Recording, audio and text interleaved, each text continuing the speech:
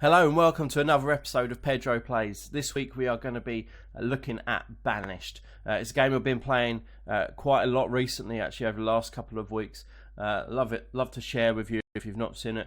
We're going to be looking specifically at a mod which is called Colonial Charter, and this is version 1.71. If that means anything to you, but it's going to be good. It's a little bit different. I haven't actually played with the mod. I've just played the standard game. Now, with this game, I played it quite a while ago. Actually, I downloaded it when it first sort of came out on early access. Thought it looked quite good. Downloaded it, played it for a little while. Thought it was absolute rubbish. I'm not going to lie. But recently, I've seen quite a few videos on YouTube. Seems that they've really improved it quite a lot, and I thought I'd give it another go. So bought it on Steam, and yeah, I have to say, over the last couple of weeks, been really impressed with it. Massive, total change to my first impressions, over a year ago. And that's the beauty with some of these early access games, is actually you really see such a great journey that they go on from being a game with a little bit of potential to really flourishing into a game with a really growing community. And actually Banished, particularly with the ability to mod this game, has been really good. So I'm going to start off, like I say, with the Colonial Charter mod. My town name is going to be called Petropolis, and yeah, we'll see how that grows. Terrain type, I'm going for lake waters, which is included in the mod. Terrain size, I'm going very large, why wouldn't you?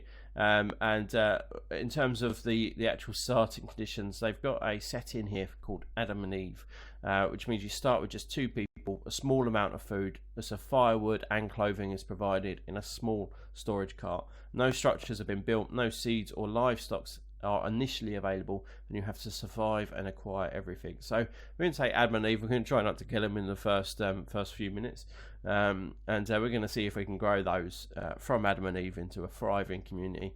Now, obviously, trying to keep it a little bit realistic, we're going to go for a warm and arid climate, so we won't get no snow, and we'll get a little bit of sort of rain. Just trying to keep it sort of realistic with the Adam and Eve theme. But yeah, let's dive on into the game and let's see what you think.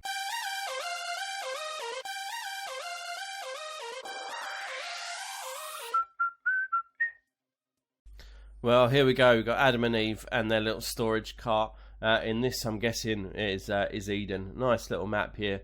You can see on this game, you've got lots of different resources from sort of your trees. You've also got some stone here, and over here you've got the iron as well.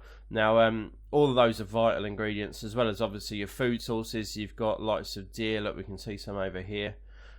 You've also got fish, and you can also grow crops. So it's vital for their survival, to really get a community actually which is going to harness all of those. Now, when we start off with this scenario, we do have our little storage cart. We can see we've got some apples in there. Oh dear, Adam and Eve and apples. We've got some firewood, we've got some hide coats, which is going to keep them warm in the winter, and some iron tools.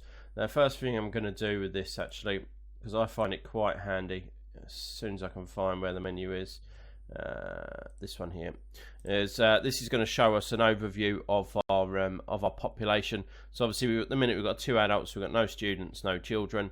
And then this is all of our resources, so we don't have too much at the minute. At the bottom here, you've got the average health of citizens, and you've got the average happiness of citizens, as well as temperature. Temperature does play a part in this, actually, when it gets to winter. You will notice that if they have not got homes to live in, or they have not got warm clothes, actually they're going to really become ill quite quickly, as well as if they haven't got food to eat. So it is important to try and get those things established before you sort of start to really grow your town. Now, let me just pause it here for a minute before I kill them by the time it gets to winter. There we go.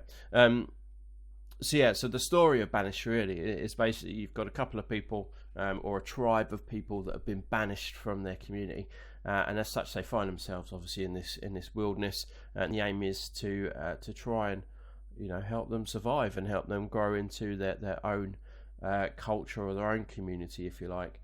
Really interesting side of games, and obviously seasons play a massive part, as I just mentioned. Obviously you're going to get your crops, they're going to start to plant their crops in the spring, and then summer, and they're going to harvest them in the autumn.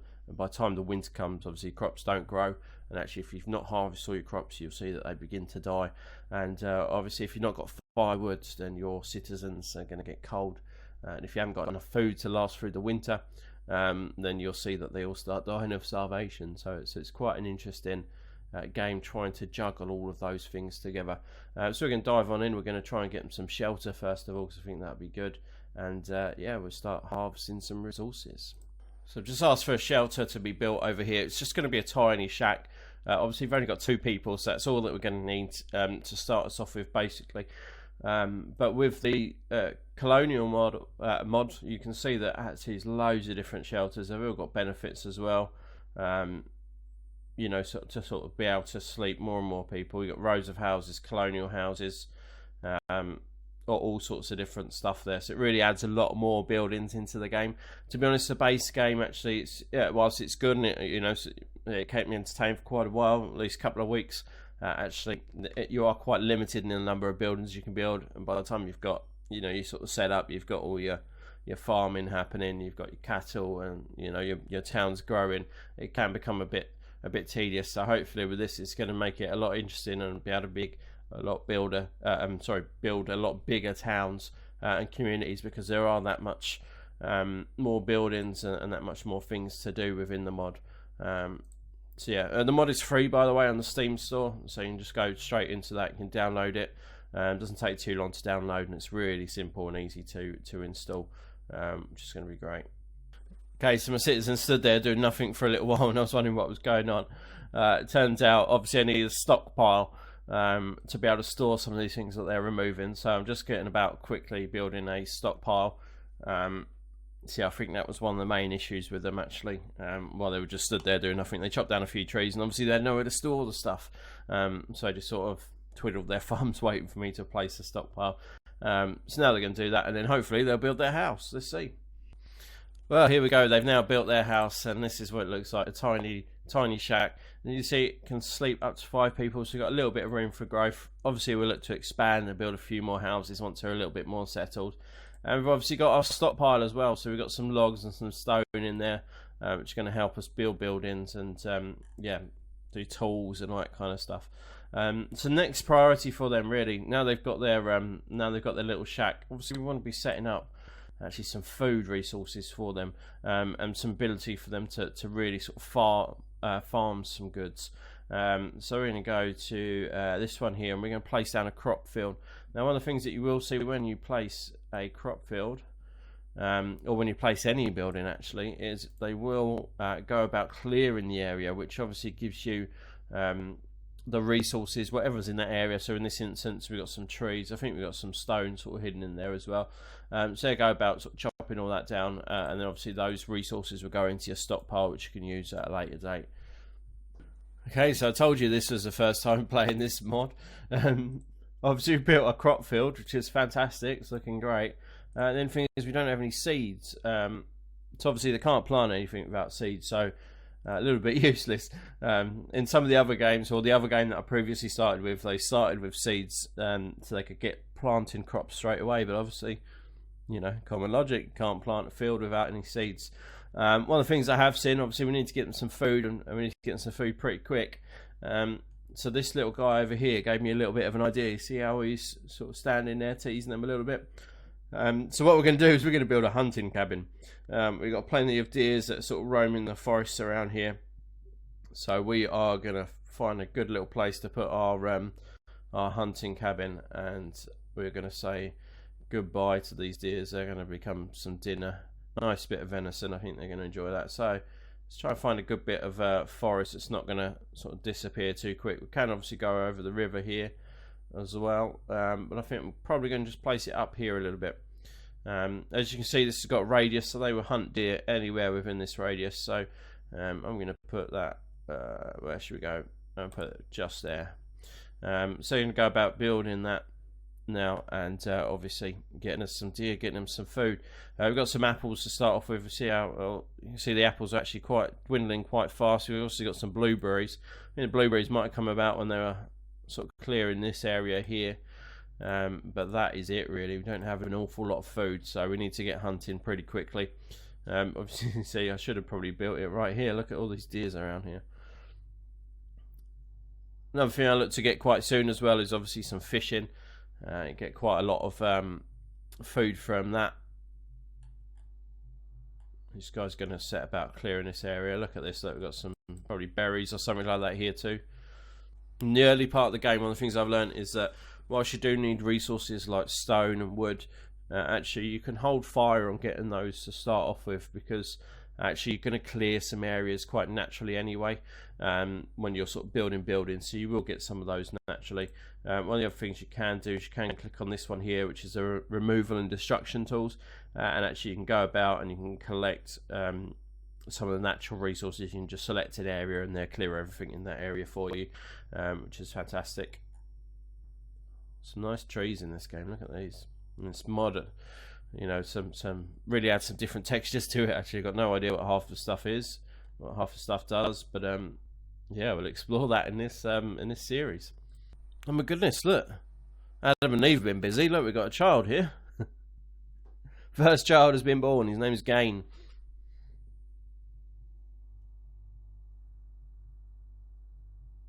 Maybe that's her name actually.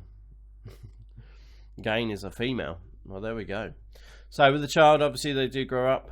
You can build a schoolhouse, so you can become students. If they become students, they get better at their craft, more successful. They can harvest more resources, and eventually become adults. Now, when they become adults, you can assign them different roles within the community, be it a farmer, hunter, builder, you name it. And the way that we do that is just over here. We've got this various profession list in configuration. Oh, look, this is also changed. There we go. So you can see here, these are all of our different professions, lots of them. So obviously we need to build, some of them we need buildings for, but yeah, you can see lots of different stuff. So at the moment we've got 2 builders. I might just tone it down just to 1, so that one would be a builder, one would be a labourer. A labourer just basically goes and removes all of the different items and make sure that the community is running smoothly.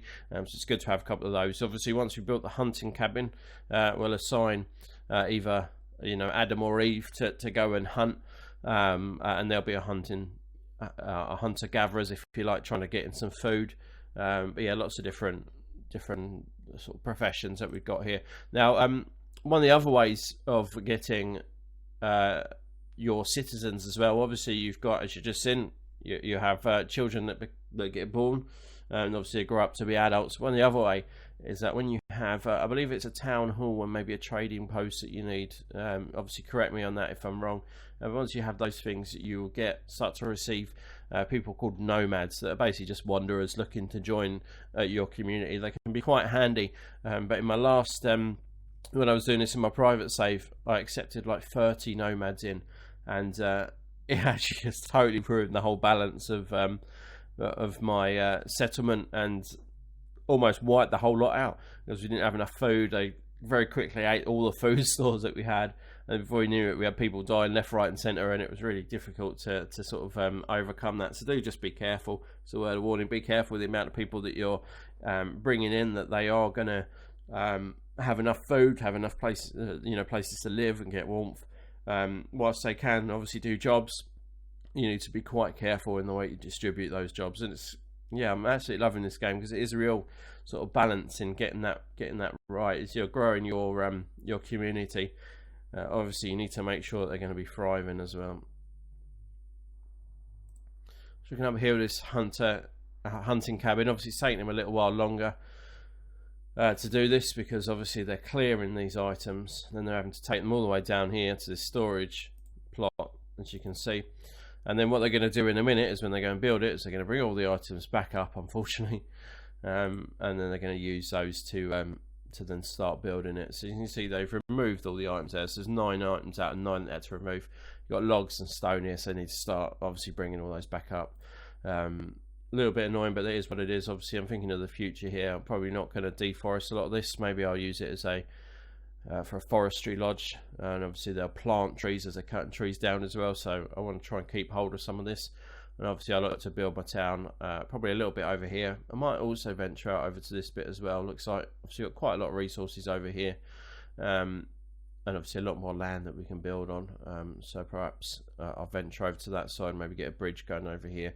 But obviously I just wanted to first of all just get them set up as quick as I could, so that they're going to be able to survive. Don't just love this. Look at all these deers that are just taunting us. Literally right next to our base. They're probably thinking, you idiot, why are you building a hunting cabin all the way up there when we're right here? Maybe I'll live to regret that, who knows. But yeah, I'm thinking of sort of long-term vision, and we will see that there'll be deers up in this area as well, I'm sure. So maybe it won't be such a big mistake in the long run. Aha, look at this.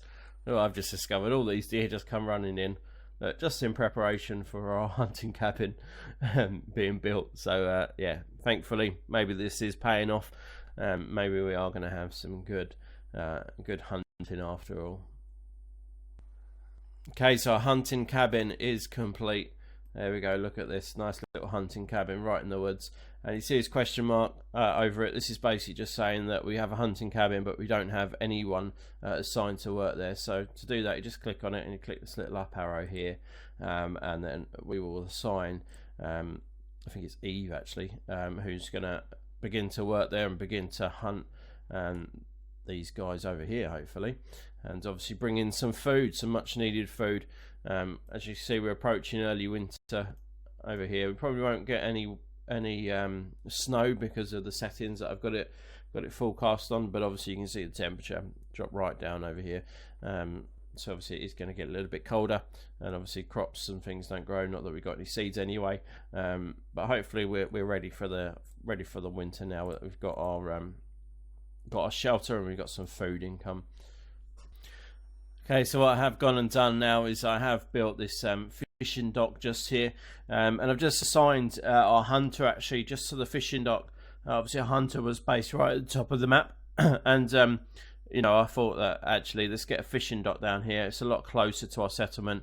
It's going to mean that there's less time sort of wasted going to and fro, bringing some of those goods. Food-wise, we're not doing too bad. We've got some duck meat, which I think has come from the up in the hunting cabin actually, which is quite good.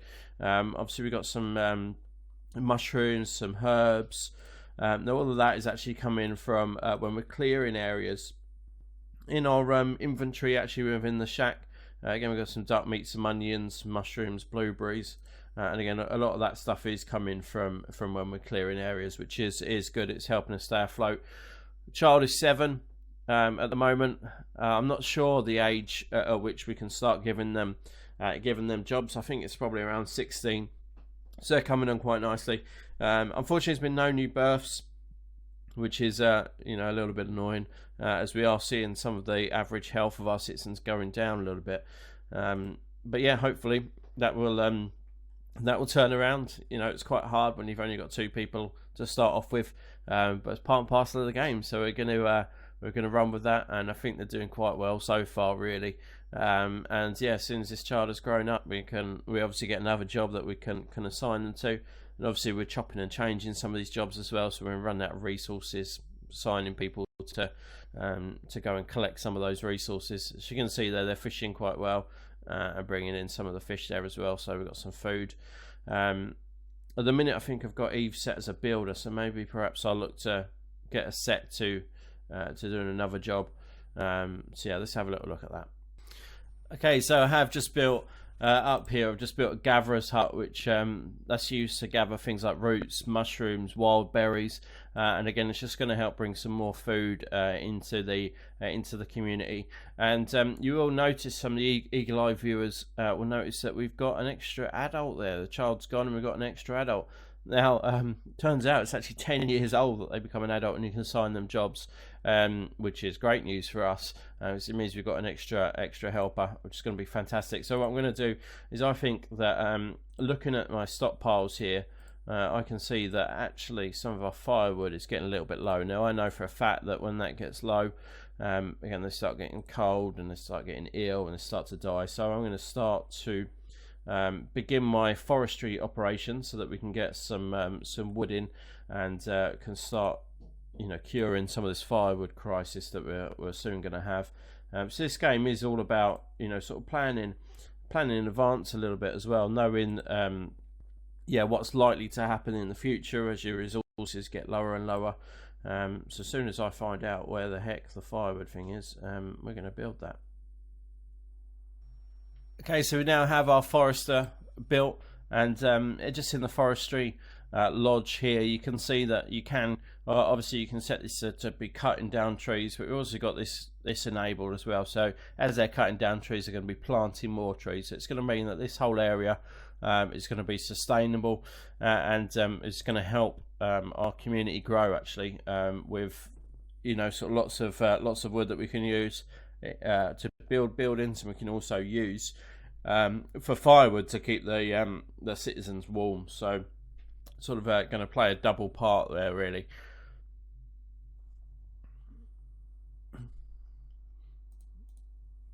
And you can see here our citizens are getting older, which is a little bit worrying actually, because they can die of old age. I know they're only 36 and 30, but they can die of old age, and when they do that, obviously if you don't have enough children coming through, then it's game over really. So I'm starting to get a little bit worried.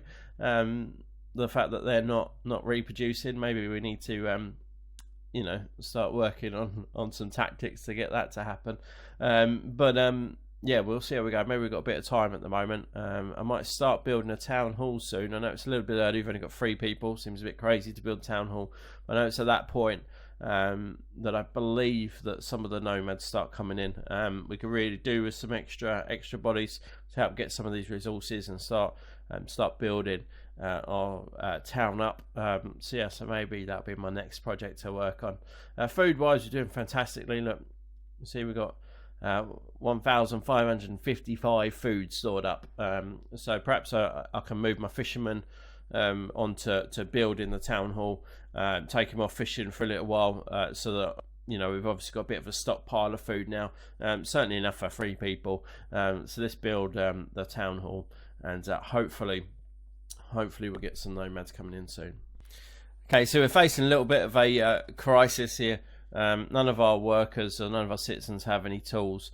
So what I've just built is a blacksmith over here, and they're going to import some iron ore and some logs, and they are going to obviously give us some tools so that we can be more productive. Now I also think I figured out why the population is not growing at all. Why it just sort of seems to be stuck at 3. And that is because if we look at the housing menu over here, the tiny shack that I built, whilst it seems to appear that it's got slots for 5 people, actually if we hover over it, it does say that new families to grow in size up to 3 people only.